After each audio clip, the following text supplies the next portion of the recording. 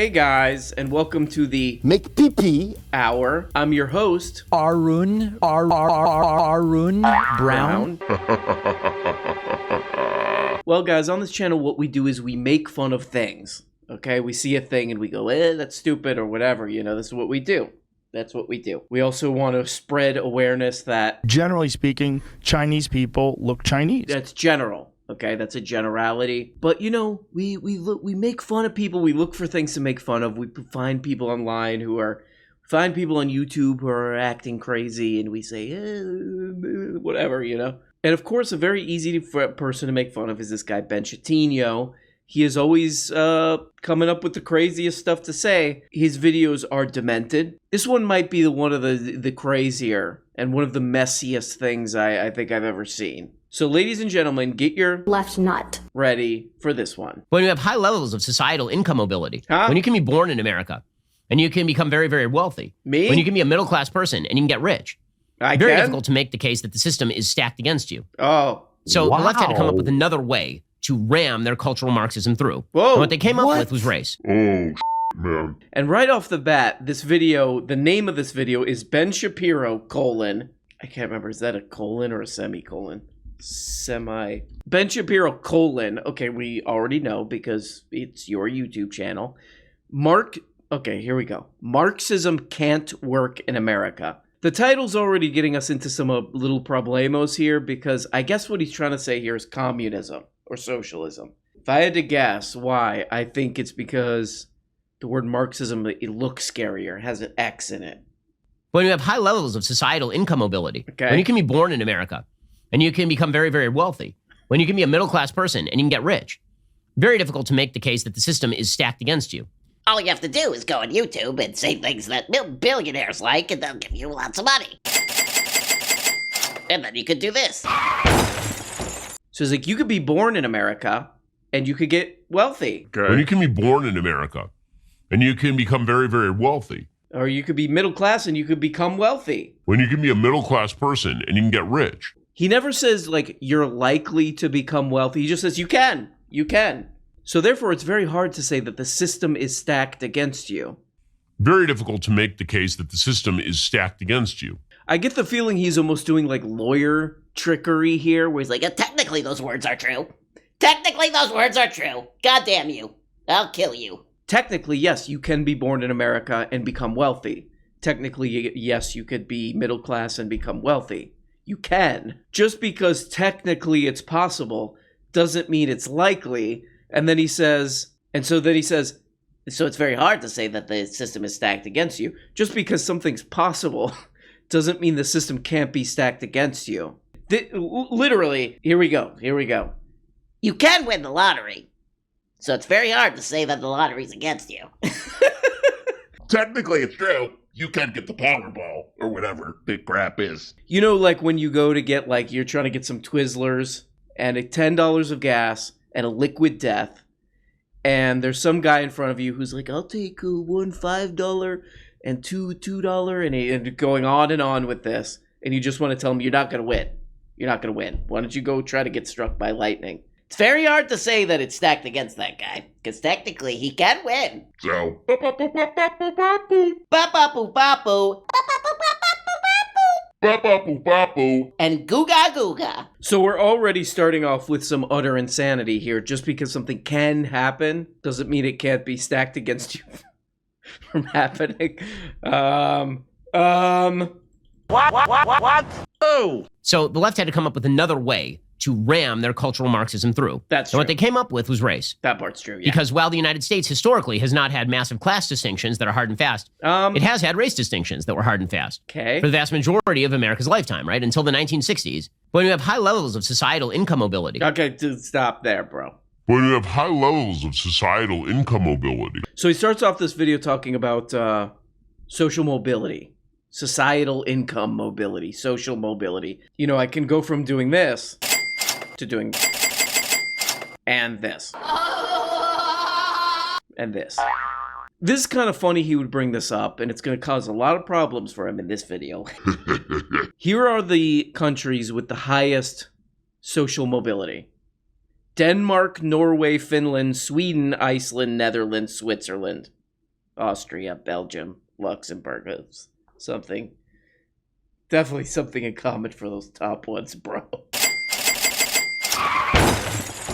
In all the research I could find, I spent hours looking at this stuff, and all the research I could find, the United States has gone way down for social mobility. So social mobility is a really good thing.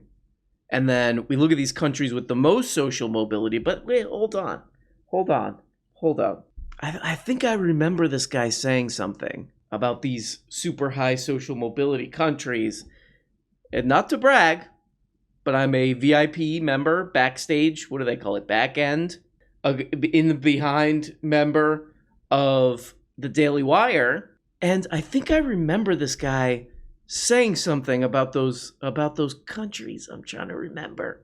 There is no future in Scandinavia. Whoa. They're not reproducing.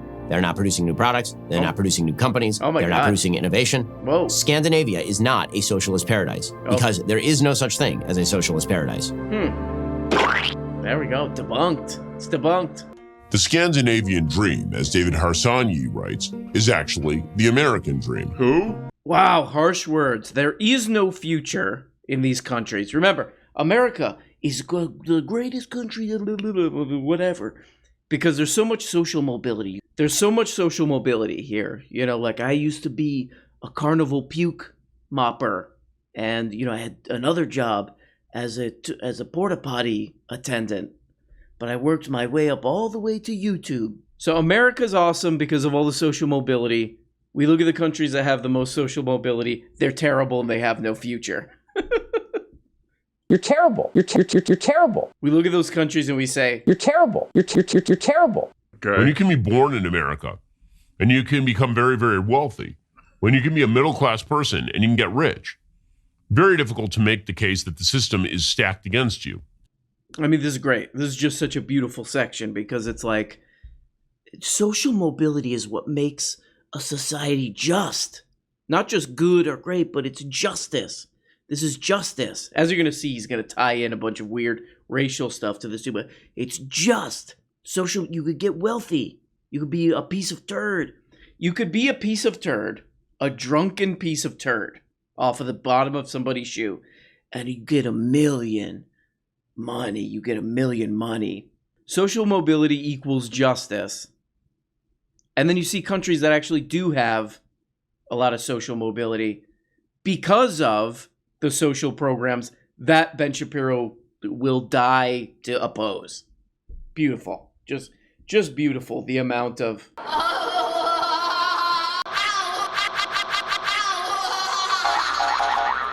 Because while the United States historically has not had massive class distinctions that are hard and fast, it has had race distinctions that were hard and fast. Okay. For the vast majority of America's lifetime, right? Until the 1960s. Okay, so then my man's like, We don't really have class distinctions. we don't really have classes. Because while the United States historically has not had massive class distinctions that are hard and fast. Here's just, one example from fairly recent history. There was a thing called the Gilded Age. The Gilded Age. The unequal distribution of wealth remained high during this period. From 1860 to 1900, the wealthiest 2% of American households owned more than a third of the nation's wealth. Wow.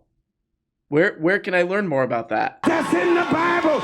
Wipe your ass with them. Jesus, Emma, come on, Well, the top 10% own roughly 3/4 of it. Sounds kind of familiar. The bottom 40% had no wealth at all. In terms of property, the wealthiest 1% owned 51%, while the bottom 44% claimed 1.1%. And Historically, there's no classes. It's all one big ba-ba-boo-ba-boo. And as we know, there's stories about this printed in, mainstream CNBC and all this crap every other week or whatever about, hey, the top 1%, they own, they own everything or whatever. So, we don't have to call that a class. You want to call it another word? You want to call it like boogans or something? One boogans owns a lot, and the other boogans has to work. But there's another problem here, which is that if you look around Ben Shapiro's channel, that he gets 250,000 views on some of the videos, he has videos like this that are titled things like this: "The elites hate you and want to indoctrinate your children." If there's no classes, then who are these elites? America doesn't have classes, but there's elites. Who are they? They're just mean. They're mean. Many of them are poor, actually. These poor elites looking at me from their cardboard boxes. I guess maybe we could give this to him in that, like, it's not part of the accepted history, or it's part of the history that, you know, in school or whatever, We want to delete. you know. Another example, the railroad strikes in the late 1800s. I mean, you have the people, let's just think about it. You have the people who work for the railroads, people who do the work, start striking against who? And who is trying to crush their strikes? I mean, we could call that whatever you want, but commonly they call that the working class and the owner class or the capitalist class or whatever crap. But again, we call it whatever you want. I really do wonder when I watch these Ben Shapiro videos, like, could these videos be classified as elder abuse or child abuse? You know? All right, now I'm going to play a section from the first, 20 seconds of the video, and then a section from later, about a minute in, and see if you can notice something odd about these two things together, what he's saying here, okay? Because while the United States historically has not had massive class distinctions that are hard and fast, it has had race distinctions that were hard and fast. Okay. For the vast majority of America's lifetime, right? Until the 1960s. So from 1776 to the 1960s, you had hard and fast racial distinctions in law in many parts of the country. Absolutely. Okay, remember that. 1776 to the 1960s. Okay, now we skip ahead about a minute 10. Here we go. He makes the argument on the heels of the Civil Rights Act of 1965, right? The first real movement in America to undercut this argument. Because the argument is now, okay, we're going to get rid of those race distinctions in federal law. Okay. So we've reached the end of the road, right? I mean, we've now gotten rid of any excuse you have for some sort of revolution based on class. Stokely Carmichael says, no, that's not good enough. The systems are already stacked based on class. It's not that the systems are fair, but they were excluding people. And so if you include the people in the systems, now things are good. The entire system is racist and bad. It's not that the systems are fair, but they were excluding people. So from 1776 to the 1960s. So generally, the system is okay. The system that we got working is okay. From 1776, as he said earlier, from 1776 to 1960, the problem is that some people were being excluded, according to the law. But the system generally, that part's okay. So yeah, I guess that makes sense. I guess I follow. A system that, creates and depends on slaves that's generally pretty good. That seems generally pretty good. And why is everybody has such a problem about it? I mean, if we were going to be ultra charitable, we could be like, okay, what he's really saying is all that stuff is in the past. All that stuff, the slave system of profit making and all this stuff. That's all in the past. Jim Crow and all this stuff is in the past. Just start now. Everything's equal now. Because the argument is now, okay, we're going to get rid of those race distinctions in federal law. So we've reached the end of the road, right? I mean, we've now gotten rid. I like the body language. So we've reached the end of the road, right? I mean, no, come on. His language is so funny here. Reach the end of the road, he means now everything's equal. And I guess the past just doesn't exist. The past doesn't exist, and where your starting place in life is as a human doesn't really exist either. Again, that's the absolutely most, just giving him everything, most charitable version. Is still totally insane. And we can tell because there's inequality in outcome. What? So any system that has an inequality, we can look at the systems, we can see that the system itself says you can't be discriminatory. That's not enough. What? Because so long as there's an inequality of outcome, this means that the system is stacked against you. This is the notion of critical race theory. Well, I mean, it's also the notion of statistics and science. and research. I mean, this is obviously so stupid that I feel a little stupid doing a video about it, like, talking about it. So he says, if there's inequality in outcomes in whatever, your income, your whatever, your wealth, whatever. If there's inequality in outcomes, then the system must be stacked against you equals critical race theory. Wow. He really, and again, you have to preface all the stuff that you say about this guy as this is not a joke. This is not a joke. But he seems to be saying that, like, any analysis of why people are having certain outcomes in an economic system, just any examination of that is critical race theory. I mean, just to show how little sense this makes, let's say you're doing a race. You're doing a little running race with somebody. And they're like, okay, so how this works is as you start like 3 yards behind. You come in second in that race. And then I'm in the stands, and I go, hey, that seemed to be set up in a weird way. And then the guy who organized the race says, you're doing critical race theory right now. Please leave. And I say, I'm not going anywhere. Because I went to the concession stand and I got treats and I'm not leaving till I eat all them. Also, my Uber cars has yet to show up. In order to fix this, of course, what you need is exactly what the Frankfurt School said, right? In order to fix this, what you need is to destroy all the systems. Capitalism is a racist system, not a classist system, a racist system. Okay. So Derek Bell, who was very warm with Barack Obama back in the day. So with that last part, I felt like he was implying, like, far left communist Barack Obama. See who he hangs out with? See who he hangs out with? These communists, bro. Like, does anybody definitely Ben Shapiro's like a scammer. He's a scam artist. But does anybody in Ben Shapiro's audience believe that Barack Obama was like a far left? Like, even they hear what Ben Shapiro just said and they're like, yeah, that sounds kind of stupid. Sounds kind of stupid, actually. So you have to understand that this is what lies at the root of the Joe Biden equity agenda. Wow. Equity is not the same as equality. Equality suggests that everybody should be treated the same under the law. Oh. Equity suggests that the systems are so corrupt that they have to be completely remade. disgusting By people like Joe Biden, elderly white gentlemen. Yeah. I don't think that this video is getting any crazier. Now we're in the territory, I guess, that Joe Biden, not only is Joe Biden like has a coherent, not only that, but he's a secret Marxist. Despite all, this guy has been a public figure for, a gazillion years, and we have his entire record that proves the exact opposite. No. I got a knife here. No. So he announced at the very beginning of his administration, like right away on his first day in office, he signs an executive order, quote, advancing racial equity and support for underserved communities throughout the federal government. Sniffing. And here's what Joe Biden had to say.